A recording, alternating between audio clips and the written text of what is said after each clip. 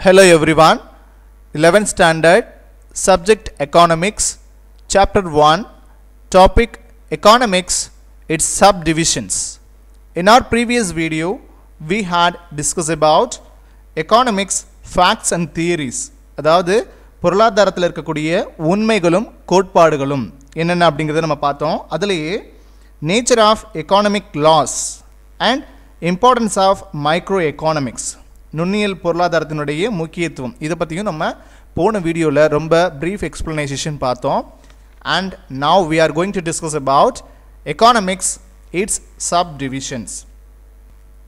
So எக்கானமிக்ஸில் இருக்கக்கூடிய சப்டிவிஷன்ஸ்லாம் என்னென்ன, அதே மாதிரி அதாவது பொருளியலில் இருக்கக்கூடிய உட்பிரிவுகள். ஸோ இது தமிழ் மீனிங்னு சொல்லுவோம்னா பொருளியலினுடைய உட்பிரிவுகள்லாம் என்னென்ன அப்படிங்கிறத நம்ம இந்த வீடியோவில் பார்க்க போகிறோம். See here students, economics, its subdivisions.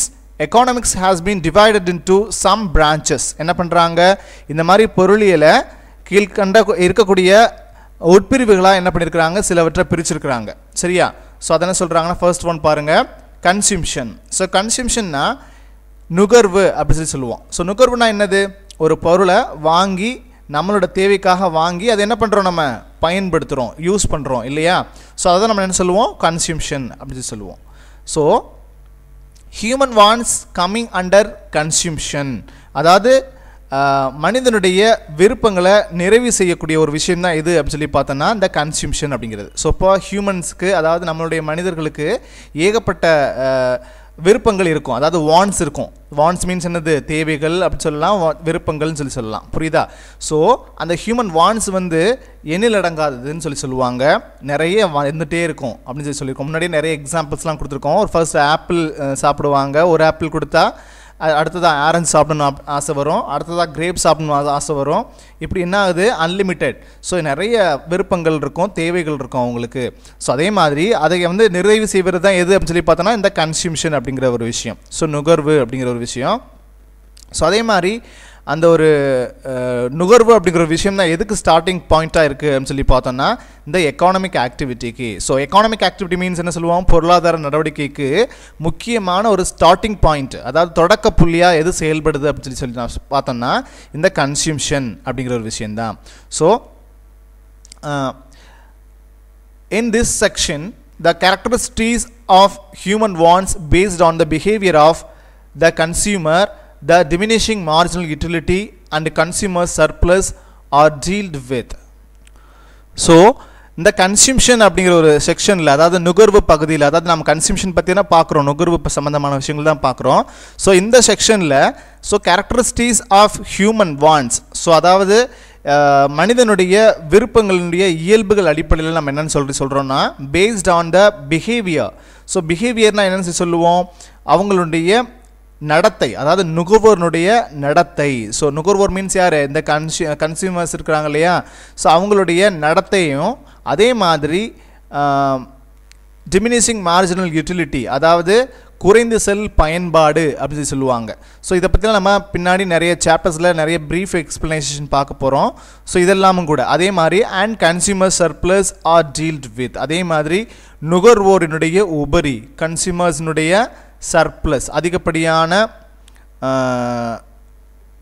நுகர்வோர் இருக்கிறது. ஸோ அந்த மாதிரி விஷயம். ஸோ இது எல்லாத்தையும் டீல் பண்ணது தான் எது அப்படின்னு சொல்லி பார்த்தோம்னா இந்த கன்சியூம்ஷன் அப்படிங்கிற ஒரு விஷயம். ஸோ எல்லாத்தையுமே, அதாவது பிஹேவியர் ஆஃப் கன்சியூமர், ஸோ கன்சியூமருடைய நடத்தையையும், அதே மாதிரி டிமினிஷிங் மார்ஜினல் யூட்டிலிட்டியையும், பயன்பாடு, அதாவது பயன்பாடு வந்து குறைந்த செல் பயன்பாடு அப்படின்னு சொல்லி சொல்லுவோம். ஸோ அதே மாதிரி கன்சியூமர் சர்ப்ளஸ், அதாவது நுகர்வோருடைய உபரி, அதே மாதிரி இந்த மாதிரி எல்லாத்தையும் டீல் பண்ணக்கூடிய ஒரு விஷயம் தான் எது அப்படின்னு சொல்லி பார்த்தோன்னா இந்த கன்சியூம்ஷன் அப்படிங்கிறது ஒரு விஷயம். சரியா? ஸோ அடுத்து நம்ம பார்க்க போகிறது ப்ரொடக்ஷன் அப்படிங்கிறத பற்றி. ஸோ ப்ரொடக்ஷன்னா என்னன்னு சொல்லுவோம் அப்படின்னு சொல்லி பார்த்தோன்னா உற்பத்தி. ஸோ உற்பத்தி அப்படிங்கிறது எந்த மாதிரி ஒரு பொருளியலில் வந்து எந்த மாதிரியான ஒரு ஆக்டிவிட்டியை ப்ராசஸை வந்து செய்யுது அப்படிங்கிறத பார்ப்போம். Production is the process of transformation of inputs into output. என்ன சொல்கிறாங்க, இந்த ப்ரொடக்ஷன் அப்படிங்கிற ஒரு விஷயம் எது, ப்ரொடக்ஷனாக உற்பத்தின்னு சொல்லிட்டோம். ஸோ இந்த process of transformation of input into output என்ன பண்ணுறாங்க, ஏதோ சம் இன்புட்ஸை கொடுத்து, உள்ளீடுகள் அப்படின்னு சொல்லுவோம் தமிழில், உள்ளீடுகளை கொடுத்து ஏதோ சம் அவுட்புட் அதாவது வெளியீடுகளை நம்ம என்ன பண்ணுறோம் கொண்டு வர்றோம். ஸோ ஏதாவது நம்ம பொருட்களை வந்து நம்ம ஒரு கம்பெனியில் ஒரு ஃபேக்ட்ரியில் நம்ம என்ன பண்ணுறோம் உற்பத்தி பண்ணுறோம் இல்லையா. ஸோ இப்போது ஏதாவது சம் பிஸ்கெட் ஐட்டம்ஸாக இருக்கட்டும், ஃபுட் ஐட்டம்ஸாக இருக்கட்டும், அல்லது ஏதாவது வெஹிக்கிள் ஐட்டம்ஸாக இருக்கட்டும், இல்லை என்ன மாதிரியான ஒரு ப்ராடக்டாக இருந்தாலும் என்ன பண்ணுறோம் சம் இன்புட்ஸை கொடுத்து தான் அதுலேருந்து ஏதாவது ஒரு அவுட்புட்டை நம்ம எடுக்கிறோம். அதுக்குன்னு ரா மெட்டீரியல் ஏதாவது இருந்தால் தான் என்ன பண்ண முடியும், நம்ம அதுலேருந்து ஒரு முடிவு பொருளை நம்மளால் கொண்டுட்டு வர முடியும் இல்லையா, ஒரு ஃபினிஷ்டு ப்ராடக்டை. ஸோ அந்த மாதிரி தான். ஸோ இப்போ இன்புட் இன்டு அவுட்புட் அப்படிங்கிற ஒரு ப்ராசஸ்க்கு பேர் தான் என்ன பண்ண சொல்கிறோம் நம்ம இந்த டிரான்ஸ்ஃபர்மேஷன் செய்கிறது இல்லையா. இன்புட் கொடுத்து அவுட்புட் வரக்கூடிய அந்த செயல்பாடை செய்கிறாங்க இல்லையா, அதை தான் நம்ம என்ன சொல்கிறோம் இந்த ப்ரொடக்ஷன். ஒரு பொருட்களை வந்து உற்பத்தி பண்ணக்கூடிய ஒரு விஷயம் சரியா. So this division covers the characteristics and role of factors of production, namely land, labour, capital and organisation.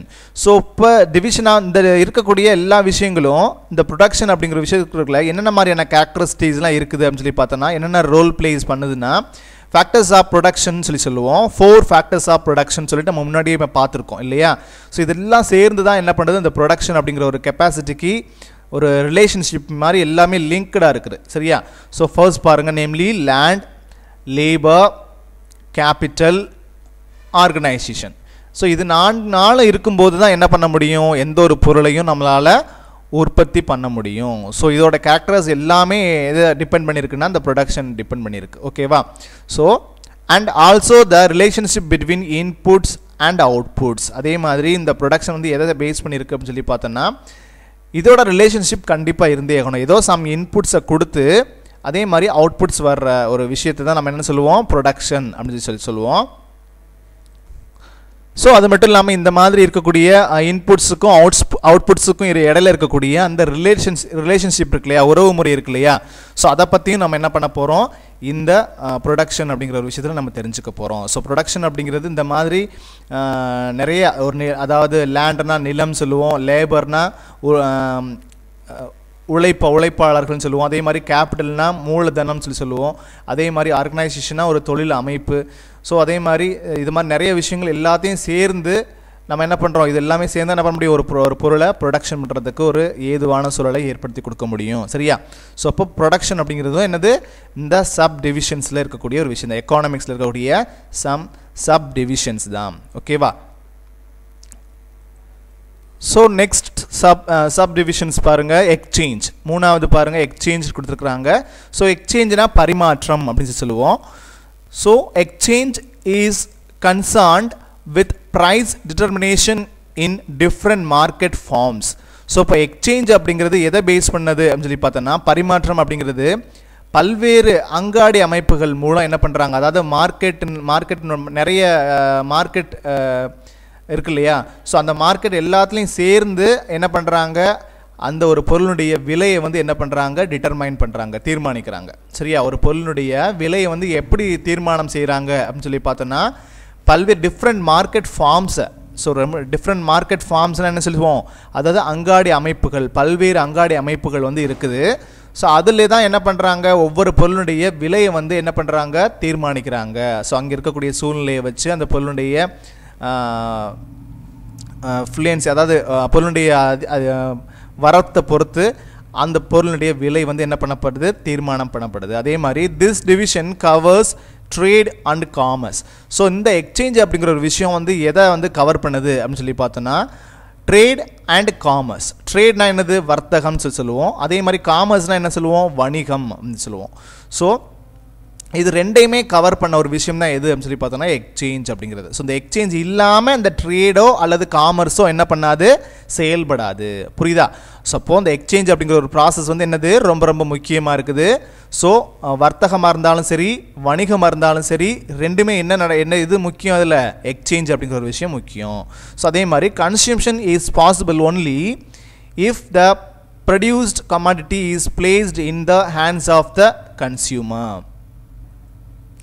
So இப்போ கன்சியூம்ஷன் அப்படிங்கிற விஷயம் அதாவது எப்படி நம்ம முதல்லேருந்து பார்த்தோம் டிஃப்ரெண்ட் மார்க்கெட் ஃபார்ம்ஸ்லேருந்து தான் என்ன பண்ணுறாங்க ஒவ்வொரு பொருளுடைய விலையும் தீர்மானிக்கிறோம் சொல்லி பார்த்துட்டோம். அதே மாதிரி ட்ரேட் அண்ட் காமர்ஸ் ரெண்டுமே என்ன பண்ணியிருக்கோம் இந்த எக்ஸ்சேஞ்ச் ப்ராசஸ் இல்லாமல் செயல்படுறது இல்லைன்னு சொல்லிட்டோம். அதே மாதிரி கன்சியூம்ஷன், நுகர்வு, ஒரு பொருளை வாங்கி யூஸ் பண்ணக்கூடிய அந்த ஒரு கன்சியூமர் இருக்கிறாங்க இல்லையா. So is possible only if the produced commodity, உற்பத்தி செய்யப்பட்ட அந்த பொருட்கள் எல்லாம் என்ன பண்ணப்படுது, அந்தந்த பிளேஸ் சரியா is placed in the hands of the consumer. என்ன பண்ணுறாங்க, ஒவ்வொரு பிளேஸில் இருக்கக்கூடிய அந்த கன்சியூமர்ஸுக்கு ஹேண்ட்ஸுக்கு கொண்டு போய் சேர்க்குறாங்க இல்லையா. ஸோ அதற்கு தான் என்ன எது தேவைப்படுதுன்னா அந்த எக்ஸ்சேஞ்ச் ப்ராசஸ். ஸோ இப்போ அந்த எக்ஸ்சேஞ்ச் ப்ராசஸ் அப்படிங்கிறது என்னங்கிறது புரியுதுங்க இல்லையா. ஸோ இப்போ எக்ஸ்சேஞ்ச் பண்ணால் தான் என்ன பண்ண முடியும், ஒவ்வொரு இடத்துக்கும் இருக்கக்கூடிய ஒவ்வொரு கன்சியூமர்ஸ் ஹேண்ட்ஸுக்கும் சேர்க்கறதுக்கு இந்த ப்ராசஸ் தான் ரொம்ப ரொம்ப ஹெல்ப்ஃபுல்லாக இருக்குது சரியா. ஸோ அடுத்து பாருங்கள் டிஸ்ட்ரிபியூஷன்.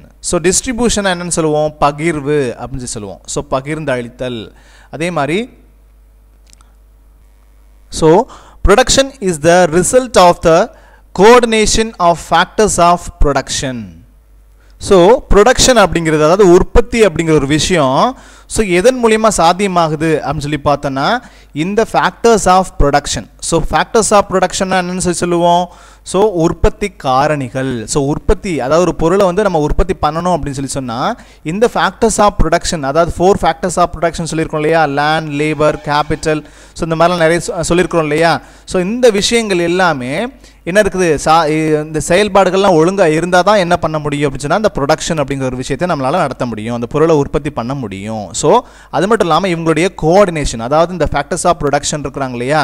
ஸோ இவங்களுடைய கோஆர்டினேஷன் மூலியமாக தான் என்ன பண்ண முடியும் அப்படின்னு சொல்லி சொன்னால் அந்த ப்ரொடக்ஷன் அப்படிங்கிற ஒரு ரிசல்ட், அதாவது ரிசல்ட்டை கொடுக்க முடியும். என்ன ரிசல்ட் அது, ப்ரொடக்ஷன், அதாவது உற்பத்தி, ஒரு பொருளை உற்பத்தி பண்ணக்கூடிய ஒரு விஷயம்.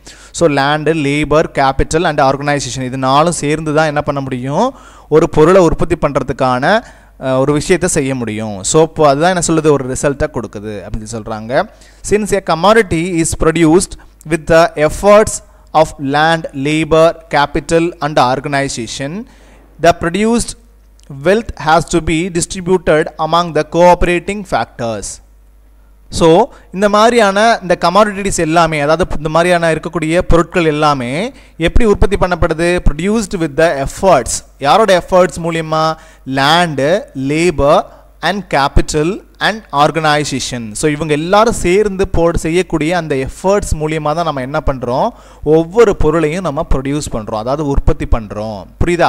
த produced wealth has to be distributed among the cooperating factors. என்ன பண்ணுறோம், ஸோ இப்போ அந்த கோஆப்ரேட்டிங் ஃபேக்டர்ஸ் இருந்ததுனால தான், அதாவது ஃபேக்டர்ஸ் ஆஃப் ப்ரொடக்ஷன் இருந்ததுனால தான் நம்ம என்ன பண்ணுறோம், லேண்டு, லேபர், கேபிட்டல். அதாவது லேண்ட், லேபர் முன்னாடி நம்ம இதை பற்றிலாம் சொல்லியிருக்கோம். லேண்ட் இருந்தால் தான் நம்ம என்ன பண்ண முடியும், ஒரு அந்த பொருளை உற்பத்தி பண்ணுறதுக்கான இடம் தேவை, அந்த பொருளை உற்பத்தி பண்ணுறதுக்கான லேபர் தேவை, அந்த பொருளை உற்பத்தி பண்ணுறதுக்கு முதல்ல எது தேவை, கேபிட்டல், அதாவது முதல் சரியா அது தேவை. அதே மாதிரி அந்த ஆர்கனைசேஷன், நிறுவனம் தேவை. ஸோ இப்படி எல்லாம் இருக்கும்போது தான் நம்ம என்ன பண்ண முடியும், ஒரு பொருளை உற்பத்தி பண்ணுறதுக்கான சாதகமான சூழல் ஏற்படுது அப்படின்னு சொல்கிறோம். அதே மாதிரி அந்த உற்பத்தி பண்ணியிருக்காங்க இல்லையா. ஸோ இந்த மாதிரி பொருளை வந்து உற்பத்தி பண்ண ஒரு பொருளை வந்து எதன் மூலியமாக பண்ண முடியுது, இந்த கோஆப்ரேட்டிங் ஃபேக்டர்ஸ், இந்த 4 ஃபேக்டர்ஸும் சேர்ந்து ஒருங்கிணைந்து செயல்படும் போது தான் என்ன பண்ண முடியும், நம்ம ப்ரொடியூஸ்ட் வெல்த், ஸோ செல்வத்தை நம்ம அதாவது பணத்தை வந்து சம்பாதிக்க முடியும். அப்படி சம்பாதிக்கப்பட்ட அந்த பணத்தை என்ன பண்ணுறாங்க, distributed among the cooperating factors. என்ன பண்ணுறாங்க, இந்த லேண்டு வச்சுருக்கவங்களுக்கு, லேபராக இருக்கிறவங்களுக்கு, கேபிட்டல் இன்வெஸ்ட்மெண்ட் பண்ணவங்களுக்கு, அந்த ஆர்கனைசேஷன் மேனேஜ்மெண்ட்டுக்கு, பீப்புளுக்கு எல்லாருக்கும் என்ன பண்ணுறாங்க, அதிலேருந்து சம்பாதிக்கப்பட்ட அந்த செல்வத்தை அதாவது பணத்தை வந்து என்ன பண்ணுறாங்க, distributed among the cooperating factors, அந்த ஃபேக்டர்ஸ் ஆஃப் ப்ரொடக்ஷன் எல்லாருக்கும் என்ன பண்ணுறாங்க, பிரித்து கொடுக்குறாங்க.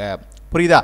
ஸோ எதற்காக பிரித்து கொடுக்குறாங்க அப்படின்னு சொல்லி பார்த்தோன்னா, இப்படி உள்ள உற்பத்தி காரணிகளுக்கு வழங்கக்கூடிய ஊதியம். ஸோ ஏதாவது என்ன பண்ணுறோம், நம்ம நிறைய the reward for the factors of production, the reward for factors of production is studied in this division under rent, wages, interest and profit. So இந்த மாதிரி 4 ஃபேக்டர்ஸ் ஆஃப் ப்ரொடக்ஷன் இருக்கு இல்லையா. லேண்ட் இருந்ததுன்னா அதுக்கு என்ன கொடுப்போம், ரெண்ட் கொடுப்போம். லேபர் இருந்தாங்கன்னா அவங்களுக்கு என்ன வந்து நம்ம வெகுமதியாக கொடுப்போம், வேஜஸ் கொடுப்போம். கேபிட்டல் இருந்ததுன்னா, கேபிட்டல் இன்வெஸ்ட்மெண்ட் பண்ணியிருந்தாங்கன்னா அவங்களுக்கு என்ன பண்ணியிருப்போம், இன்ட்ரெஸ்ட் கொடுப்போம். ஸோ ஆர்கனைசேஷனாக இருந்தால் அவங்களுக்கு என்னது, ப்ராஃபிட் கிடைக்கும். ஸோ இப்படி தான் என்ன பண்ணுறோம், அதுலேருந்து கிடைக்கக்கூடிய அந்த வெல்த்தை நம்ம என்ன பண்ணுறோம், பிரித்து அவங்க எல்லாருக்கும் கொடுக்குறோம். புரியுதா. So distribution studies about the pricing of factors of production. So இந்த பகிர்வு அப்படிங்கிற ஒரு விஷயத்தில், டிஸ்ட்ரிபியூஷன் அப்படிங்கிற ஒரு விஷயத்தில் நம்ம எதை பற்றி நம்ம பார்த்துருக்கோன்னா, உற்பத்தி காரணிகள், அதாவது ஃபேக்டர்ஸ் ஆஃப் ப்ரொடக்ஷன் இருக்கு இல்லையா, ஸோ அதில் இந்த ப்ரைஸ், ஸோ ப்ரைஸிங் அப்படிங்கிற ஒரு விஷயம் எப்படி வந்து நிர்ணயிக்கப்படுது, தீர்மானிக்கப்படுது அப்படிங்கிறது தான் நம்ம என்ன பண்ணுறோம், இதுலேருந்து நம்ம தெரிஞ்சுக்கிறோம், விளக்குறோம், சரியாக எக்ஸ்பிளைன் பண்ணுறோம். ஸோ இந்த டிஸ்ட்ரிபியூஷன் அப்படிங்கிறதுல எது நம்ம தெரிஞ்சுக்கிறோம், எப்படிலாம் வந்து அந்த உற்பத்தி காரணிகள் மூலமாக, அதாவது ஃபேக்டர்ஸ் ஆஃப் ப்ரொடக்ஷன் மூலியமாக எப்படி வந்து ப்ரைஸிங் வந்து தீர்மானிக்கப்படுது, சரியா. ஸோ ப்ரைஸ் அப்படிங்கிற ஒரு பொருளுடைய விலை வந்து எப்படி தீர்மானிக்கப்படுது அப்படிங்கிற ஒரு விஷயத்தை நம்ம இந்த டிஸ்ட்ரிபியூஷன் மூலியமாக தான் நம்மளால் எக்ஸ்பிளைன் பண்ண முடியுது. ஓகேவா. ஸோ அடுத்ததான் economics it's types. So economics it's types அப்படின்னு சொன்னால் பொருளினுடைய வகைகள். ஸோ பொருளாதாரம் அல்லது பொருளினுடைய வகைகள் என்னென்ன அப்படின்னு சொல்லி பார்க்க போகிறோம். So economics is a rapidly growing subject and its horizon has been expanding. So economics அப்படிங்கிறது என்ன சொல்கிறாங்கன்னா, rapidly growing, ஸோ ரொம்ப பெரிய அளவில் விரைவாக என்ன பண்ணுறாங்கன்னா அதிகப்படியாக வளர்கின்ற ஒரு சப்ஜெக்ட், அதாவது வளர்ச்சி அடையக்கூடிய ஒரு சப்ஜெக்டாக இருக்குது இப்போ இருக்கக்கூடிய இந்த காலகட்டத்தில். So horizon has been expanding, விரிவாக்கம் அடையக்கூடிய ஒரு செயல்பாடாக இருக்குது. இது இந்த எக்கானமிக்ஸ் அப்படிங்கிற ஒரு subject. The basic thrust of the subject is that there should be efficient allocation of the available scarce resources to obtain maximum welfare to the people on the sustainable basis. என்ன பண்ணுறாங்க, ஒரு திறமையான முறையில் பற்றாக்குறையாக இருக்கக்கூடிய வளங்களை, அதாவது சம் எஃபிஷியன்ட் அலோகேஷன் என்ன பண்ணுறாங்கன்னா, இந்த சப்ஜெக்டை பொறுத்த வரைக்கும் நம்ம இதில் என்ன தெரிஞ்சுக்கிறோம் அப்படின்னு சொல்லி பார்த்தோன்னா, முதல்ல பேசிக் த்ரஸ்ட்டாக என்ன தெரிஞ்சுக்கிறோன்னா, it should be efficient allocation. என்ன பண்ணுறாங்க, எந்த அளவுக்கு திறமையான வளங்களை ஒதுக்கீடு செய்கிறாங்க. So of the available scarce resources, அதாவது கிடைப்பருண்மை மிக்க, அதாவது என்ன சொல்லுவோன்னா பற்றாக்குறையாக இருக்கக்கூடிய அந்த வளங்களை. ஸோ இப்போ நமக்கு வந்து எல்லா வளங்களுமே நிறைய கிடச்சிருதா, எல்லா பொருளுமே நமக்கு எல்லாமே நிறைய இருக்கா அப்படின்னு சொல்லி சொன்னால் கம்மி தான். ஸோ இப்போ வாட்டரை வந்து எடுத்துக்கோங்க. நார்மலான ஒரு வாட்டர் வந்து என்ன இருக்குது நமக்கு, இப்போது முன்னாடி ரொம்ப அபரிமிதமாக கிடச்ச வாட்டர் வந்து இப்போது நிறைய அதனுடைய வாட்டர் லெவல் வந்து கீழே நீர்மட்டம் இறங்க என்ன ஆயிடுச்சு, வாட்டர் டெஃபிசிட் ஆயிடுச்சு. ஸோ வாட்டர் வந்து ஸ்கேர்ஸ் ஆகிடுச்சு. ஸோ ஸ்கேர்ஸ் மீன்ஸ் என்னது, பற்றாக்குறை ஆகிடுச்சு. டெஃபிசிட்னு என்ன சொல்லுவோம், அதிகப்படியாக இருக்குன்னு சொல்லுவோம். ஸோ ஸ்கேர்ஸாக இருக்கிற போது நமக்கு என்ன இருக்குது, அப்போ அந்த ரெசோர்ஸ் வந்து எல்லா ரெசோர்ஸஸும் நமக்கு ரொம்ப அதிகப்படியான அவைலபிளாக இருக்கிறதா இல்லை. ஸோ பற்றாக்குறையாக இருக்கக்கூடிய வளங்கள் தான் நிறைய இருக்குது இப்போது, சரியா.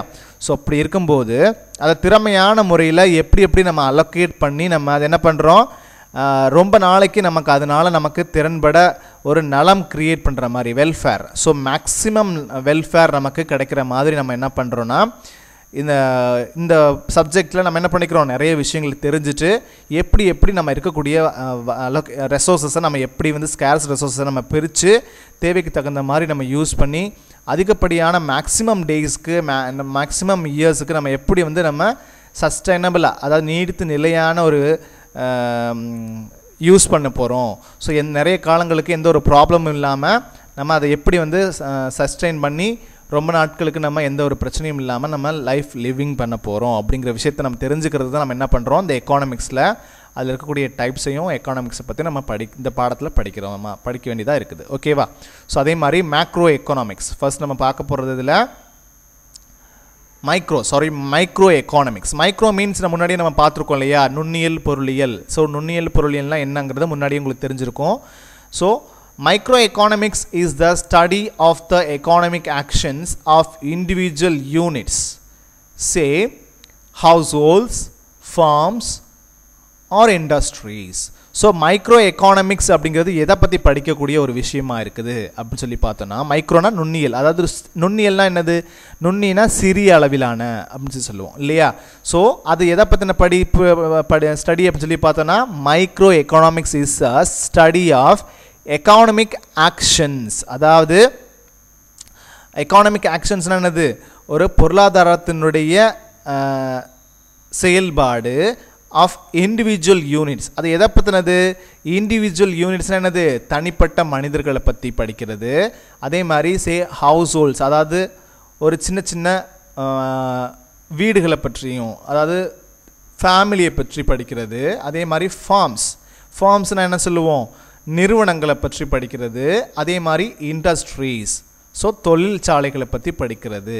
ஸோ இதெல்லாம் பற்றி, அதாவது சின்ன சின்ன அழகுகளை பற்றி, அதாவது ஒரு ஃபேமிலியை பற்றி அல்லது ஒரு தனி மனிதனை பற்றி அல்லது ஒரு ஃபேமிலியை பற்றி அல்லது ஒரு சின்ன நிறுவனத்தை பற்றி அல்லது ஒரு தொழில் நிறுவனத்தை பற்றி நம்ம சின்ன சின்ன அழகுகளாக நம்ம பிரித்து படிக்கக்கூடியது, பிரித்து தெரிஞ்சுக்கக்கூடிய ஒரு விஷயங்களை தான் நம்ம என்னென்னு சொல்கிறோன்னா மைக்ரோ எக்கானமிக்ஸ் அப்படின்னு சொல்கிறோம். புரியுதா? It studies how business firms operate under different market conditions.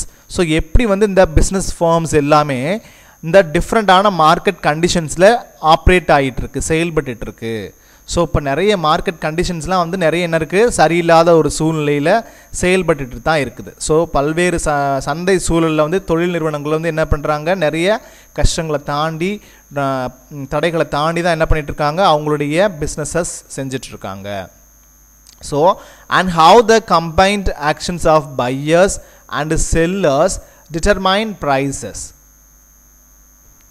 So இருக்கக்கூடிய இந்த மார்க்கெட் கண்டிஷன்ஸில் எப்படி வந்து how combine the actions of buyers, so ஒரு பொருளை வாங்கக்கூடிய அந்த பையர்ஸ் ஆகட்டும் அல்ல ஒரு பொருளை விற்கக்கூடிய அந்த செல்லர்ஸ் ஆகட்டும், இவங்க எல்லாம் சேர்ந்து எப்படி ஒரு பொருளுடைய விலையை வந்து தீர்மானிக்கிறாங்க அப்படிங்கிற ஒரு விஷயத்தை பற்றி நம்ம படிக்கக்கூடியது தான் எது அப்படின்னு சொல்லி பார்த்தோன்னா இந்த மைக்ரோ எக்கானமிக்ஸ் அப்படிங்கிற ஒரு விஷயம். சரியா? மைக்ரோ எக்கானமிக்ஸ் அப்படிங்கிறது பையர்ஸ் ஆகட்டும் செல்லர்ஸ் ஆகட்டும் இவங்க ரெண்டு பேரோட செயல்பாடுகள்னால எப்படி வந்து ஒரு பொருளுடைய விலை வந்து தீர்மானிக்கப்படுது அப்படிங்கிற ஒரு விஷயத்தை நம்ம என்ன பண்ணுறோம், இந்த மைக்ரோ எக்கானமிக்ஸில் நம்ம தெரிஞ்சுக்கிறோம். ஸோ சிறிய அலகுகளை பற்றி, அதாவது இண்டிவிஜுவல் யூனிட்ஸை பற்றி, தனி மனிதன், அதாவது அதே மாதிரி ஹவுஸ் ஹோல்ட்ஸ், ஒரு சின்ன ஃபேமிலியை பற்றி அல்லது சின்ன நிறுவனத்தை பற்றி அல்லது ஒரு இண்டஸ்ட்ரியை பற்றி, ஸோ இந்த மாதிரி என்ன சின்ன சின்ன அலகுகளாக பிரித்து அதனுடைய விஷயங்களை பற்றி தெரிஞ்சுக்கிறதும், அதே மாதிரி இருக்கக்கூடிய அந்த சந்தை சூழலில், அதாவது மார்க்கெட் கண்டிஷன்ஸில், டிஃப்ரெண்ட் மார்க்கெட் கண்டிஷன்ஸில் how the combined actions of buyers, so buyers ஆகட்டும் அல்லது செல்லர்ஸ் ஆகட்டும் இவங்களுடைய செயல்பாடுகள்னால எப்படி வந்து ஒரு பொருளுடைய விலை வந்து தீர்மானிக்கப்படுது அப்படிங்கிறத பற்றி நம்ம பார்க்குறது தான் எதுன்னு சொல்லிட்டோம், மைக்ரோ எக்கானமிக்ஸ். புரியுதா? So micro economics covers value theory.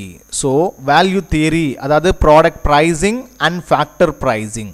Value தியரினா என்னென்னு சொல்லுவோம், மதிப்பீட்டு கோட்பாடு அப்படின்னு சொல்லுவோம். ஸோ அதே மாதிரி product pricing and factor pricing, பண்டங்கள் மற்றும் காரணிகளின் விலை தீர்மானம். ஸோ காரணிகளின் விலை தீர்மானம், காரணிகள்லாம் என்ன சொல்லியிருக்கோம், 4 ஃபேக்டர்ஸ் ஆஃப் ப்ரொடக்ஷன் சொல்லியிருக்கோம் இல்லையா, காரணிகள்னு சொல்லுவோம் அது. அண்ட் ப்ராடக்ட்னா என்னது, அந்த ஒரு பொருள், ஸோ பொருளுடைய விலை. ஸோ ப்ராடக்ட் ப்ரைஸிங் அப்படின்னு சொன்னது பொருளினுடைய விலை. அதாவது இது ரெண்டையுமே தீர்மானிக்கக்கூடிய ஒரு விஷயத்தை நம்ம என்ன சொல்கிறோம்னா இந்த வேல்யூ தியரின்னு சொல்கிறோம். அதே மாதிரி theory of economic welfare, so பொருளாதார நல கோட்பாடு அப்படி சொல்லுவோம், theory of economic welfare. So இது இதெல்லாம் வந்து நம்ம எதில் பார்ப்போம்னா இந்த மைக்ரோ எக்கானமிக்ஸில் நம்ம என்ன பண்ணுவோம், ஒரு பொருளுடைய விலையையும் அல்லது ஒரு காரணியினுடைய விலையையும் நம்ம எப்படி தீர்மானிக்கிறோம். அதாவது பேசிக்கலி நம்ம மொத்தமாக அந்த ஹோல் பார்த்தோம்னா மைக்ரோ எக்கானமிக்ஸ் அப்படிங்கிறது ப்ரைஸஸ் பேஸ் பண்ணது, அதாவது விலையை பேஸ் பண்ணது. ஒரு பொருளுடைய விலை வந்து எப்படி தீர்மானிக்கப்படுது, நம்ம எப்படி வந்து ஒரு பொருளுடைய விலையை வந்து நம்ம கணிக்கிறோம், ஒரு பொருளுக்கான விலையை நம்ம எப்படி டிசைட் பண்ணி நம்ம மார்க்கெட்டில் நம்ம சேல்ஸ் பண்ணுறோம், இது மாதிரியான ஒரு விஷயத்தை நம்ம பற்றி படிக்கிறது தான் எது அப்படின்னு சொல்லி பார்த்தோன்னா இந்த மைக்ரோ எக்கானமிக்ஸ் அப்படிங்கிற ஒரு விஷயம். புரியுதா? ஸோ அதில் எது ரெண்டு வருது, ஒரு பொருளுடைய விலையை அல்லது ஒரு காரணியினுடைய விலை, அதை வந்து படிக்கிறதுக்கு பேர் என்ன சொல்கிறாங்க, வேல்யூ தியரின்னு சொல்கிறாங்க. இன்னொரு தியரி எதை பற்றி சொல்கிறாங்க, தியரி ஆஃப் எக்கானமிக் வெல்ஃபேர், பொருளாதார நலன். ஸோ இதை பற்றி படிக்கிறது தான் என்னது இந்த மைக்ரோ எக்கானமிக்ஸ் அப்படின்னு சொல்கிறாங்க. And the term micro economics and macro economics, so micro economics அப்படிங்கிற ஒரு நேம் ஆகட்டும் அல்லது மேக்ரோ எக்கானமிக்ஸ் அப்படிங்கிற ஒரு வேர்ட் ஆகட்டும், were first used in economics by நார்வேயின் எக்கானமிஸ்ட். ஸோ ஃபர்ஸ்ட் வந்து யார் யூஸ் பண்ணாங்க இந்த மேக்ரோ அண்ட் மைக்ரோ அப்படிங்கிற விஷயத்தைன்னா நார்வேயின் எக்கானமிக்ஸ் தான் என்ன பண்ணுறாங்க ஃபர்ஸ்ட் யூஸ் பண்ணியிருக்கிறாங்க. அண்ட் ரேஞ்ச் ஆஃப் ஃப்ரிட்ஜ் இன் 1933, ரேஞ்சர் ஃப்ரிட்ஜ் அப்படிங்கிறவர் என்ன பண்ணியிருக்கிறாரு 1933 என்ன பண்ணியிருக்கிறாரு, அதாவது நார்வேயின் எக்கானமிஸ்ட் அப்படி தான் யாருன்னு சொல்கிறோன்னா ரேஞ்சர் ஃப்ரிட்ஜ். இவர் வந்து 1933 தான் என்ன பண்ணியிருக்கிறாரு மைக்ரோ அண்ட் மேக்ரோ அப்படிங்கிற வேர்ட்ஸை யூஸ் பண்ணியிருக்கிறாரு. ஆஃப்டர் அதுக்கு பிறகு ப்ரொஃபஸர் ஃப்ரிட்ஜ் அப்படிங்கிறவர் இது the term earned popularity when J.M. Keynes, so அதற்கப்புறமா ஃப்ரெஷ்க்கு அப்புறம் பிறகு J.M. Keynes அப்படிங்கிறவர் என்ன பண்ணியிருக்காரு, clearly distinguished, என்ன பண்ணுறாரு, clearly distinguished between the terms through his book entitled General Theory of Employment, Interest and Money, so published in 1936. என்ன பண்ணியிருக்காரு, 33ல ராஞ்சர் ஃப்ரிட்ஜ் அப்படிங்கிறவங்க என்ன பண்ணியிருக்காரு, இந்த நேம்ஸ் வந்து மைக்ரோ அண்ட் மேக்ரோ அப்படிங்கிற ஒரு விஷயத்தை ஃபர்ஸ்ட் யூஸ் பண்ணியிருக்காரு எக்கானமிக்ஸில். ஸோ அதே மாதிரி ஆஃப்டர் அதுக்கு பிறகு என்ன பண்ணியிருக்காரு ப்ரொஃபஸர் ஃப்ரிட்ஜ், அப்படி அதுக்கு பிறகு J.M. Keynes அப்படிங்கிறவர் என்ன பண்ணியிருக்காரு, இந்த பொருளாதாரத்தில் இதை பற்றின நிறைய வரைவிலக்கணங்களை வந்து தெளிவான வரைவிலக்கணங்களை என்ன பண்ணியிருக்காரு இந்த J.M. Keynes அப்படிங்கிறவங்க நிறைய கொடுத்துருக்குறாங்க. ஸோ அது என்ன நேம், புக் ஆஃப் நேமில் கொடுத்துருக்குறாங்கன்னா general theory of employment, interest and money அப்படிங்கிற ஒரு புக்கில் நிறைய பெரிய வரைவிலக்கணங்களை கொடுத்துருக்குறாங்க. அதுவும் கிளியரிஃபைவாக, அதாவது கிளியாரிட்டியாக என்ன பண்ணியிருக்காங்க, கிளியர்லி டிஃபைன்டு, சரியா. ஸோ பப்ளிஷ்ட் இன் 1936, என்ன பண்ணியிருக்கிறாங்க 1936ல் அந்த புக்ஸை எழுதி அவங்க பப்ளிஷ் பண்ணியிருக்கிறாங்க. யார், J.M. Keynes அவர்கள், புரியுதா. So J.M. Keynes வந்து ரொம்ப கிளியரான ஒரு டெஃபினிஷன்ஸை டிஸ்டிங்கிஷ் பண்ணியிருக்கிறாரு, புரியுதா. ஸோ இந்த இயர்ஸ் வந்து ஞாபகம் வச்சுக்கோங்க.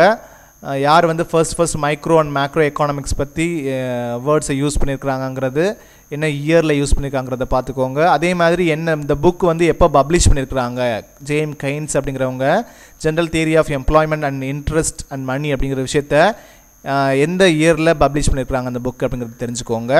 அண்ட் அடுத்ததாக மேக்ரோ எக்கானமிக்ஸ். மேக்ரோ எக்கானமிக்ஸ் என்னது, பேரியல் பொருளாதாரம் அப்படின்னு சொல்லுவோம்.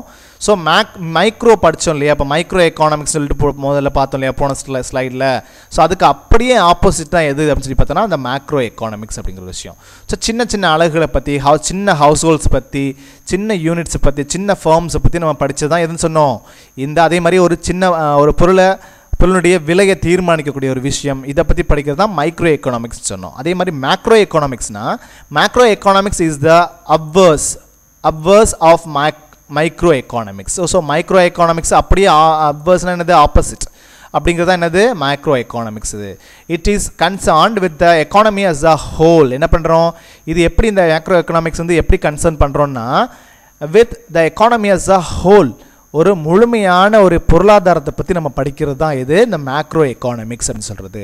It is a study of aggregates such as national output. இது எதை பற்றிலாம் படிக்கிறது அப்படின்னு சொல்லி பார்த்தோன்னா ஒட்டுமொத்த ஒரு தேசிய உற்பத்தியை பற்றி படிக்கிறது, அதே மாதிரி இன்ஃப்ளேஷன் ரேட் பற்றி படிக்கிறது, அதே மாதிரி அன்எம்ப்ளாய்மெண்ட் பற்றி படிக்கிறது, அதே மாதிரி டேக்ஸ் பற்றி தெரிஞ்சுக்கிறது. இது எல்லாத்தையும் அன்எம்ப்ளாய்மெண்ட் வேலை இல்லாத நிலை, டேக்ஸு அதாவது வரிகள், இதை பற்றிலாம் நம்ம தெரிஞ்சுக்கிறது தான் எது அப்படின்னு சொல்லி பார்த்தோன்னா இந்த மேக்ரோ எக்கனாமிக்ஸ் சொல்கிறோம். The general theory of employment, interest and money published by Keynes is the basis of modern macro economics. என்ன பண்ணியிருக்கிறாரு, இவர் எழுதின அந்த புக் இருக்கு இல்லையா, கெய்ன்ஸ் அவர்கள் எழுதின அந்த பப்ளிஷ் பண்ண அந்த புக் இருக்கு இல்லையா, ஸோ அந்த புக்கில் எதான் என்ன சொல்லியிருக்காரு, மாடர்ன் மேக்ரோ எக்கானமிக்ஸ் அப்படின்னு சொல்லிட்டு என்ன பண்ணியிருக்கிறாரு, அதில் நிறைய விஷயங்கள் என்ன பண்ணியிருக்கிறாரு சொல்லியிருக்கிறாரு, புரியுதா. ஸோ அக்ரிகேட்டாக நம்ம என்ன பண்ணுறோம், இந்த நேஷனல் அவுட்புட்டை பற்றியும், இன்ஃப்ளேஷன் ரேட் பற்றியும், அன்எம்ப்ளாய்மெண்ட் பற்றியும், டாக்ஸஸ் பற்றியும் நம்ம என்ன பண்ணிக்கிறோம் தெரிஞ்சுக்கிறதுக்கு பேர் தான் மேக்ரோ எக்கானமிக்ஸ். ஒட்டுமொத்த நாடு அளவில் நம்ம என்ன பண்ணுறோம், எந்த அளவுக்கு நம்ம எம்ப்ளாய்மெண்ட்லேயே ஆகட்டும், நேஷனல் அவுட்புட்னா என்னது உற்பத்தி அளவுலே ஆகட்டும், ஒவ்வொரு பொருளையும் இருக்கக்கூடிய உற்பத்தி அளவுலே ஆகட்டும், அங்கே இருக்கக்கூடிய அந்த மக்களினுடைய வாழ்க்கை தரத்திலே ஆகட்டும், ஸோ எந்த அளவுக்கு லிவிங் கெப்பாசிட்டி இருக்குது எல்லாத்தையும் சேர்த்து தான் நம்ம என்ன பண்ணுறோம் ஒட்டு மொத்தமாக. ஸோ அதை தான் நம்ம என்னென்னு சொல்கிறோம், அக்ரிகேட்னு சொல்கிறோம். ஒட்டு மொத்தமாக நம்ம தெரிஞ்சுக்கிறதுக்கு பேர் தான் நம்ம என்னென்னு சொல்கிறோம் மேக்ரோ எக்கானமிக்ஸ். அதாவது பேரளவில் அந்த உலக அளவில் அல்லது நாடளவில் நம்ம பற்றின விஷயங்கள் தெரிஞ்சுக்கிறது தான் என்னது மேக்ரோ எக்கானமிக்ஸ் அப்படிங்கிறது. ஸோ அதான் இங்கே கொடுத்துருக்காங்க. மேக்ரோ எக்கானமிக்ஸ்னால் பேரளவு, அதாவது அந்த வேர்ல்டு வைடு அப்படிங்கிறது, அதாவது ஒரு கண்ட்ரி வைடு அப்படிங்கிறது. ஸோ அதை பற்றி படிக்கிறதானது என்னது மேக்ரோ எக்கானமிக்ஸ். மைக்ரோ எக்கானமிக்ஸ்னது ஒரு சின்ன நகரத்தில் இருக்கக்கூடிய அந்த நடவடிக்கைகளை, வியாபார நடவடிக்கைகளை பற்றியும், அந்த பொருளினுடைய விற்பனையை பற்றியும், அந்த ப்ரைஸை பற்றியும், ஸோ இது இண்டிவிஜுவல் யூனிட்ஸை பற்றியும், ஃபார்ம்ஸை பற்றியும் படிக்கிறது தான் இது மைக்ரோ எக்கானமிக்ஸ். ஸோ இவ்வளோ தான் ஸ்டூடெண்ட்ஸ். இதில் ஏதாவது டவுட்ஸ் இருந்தால் என்னோட நம்பருக்கு கால் பண்ணி கிளியர் பண்ணிக்கோங்க. Until then, bye students.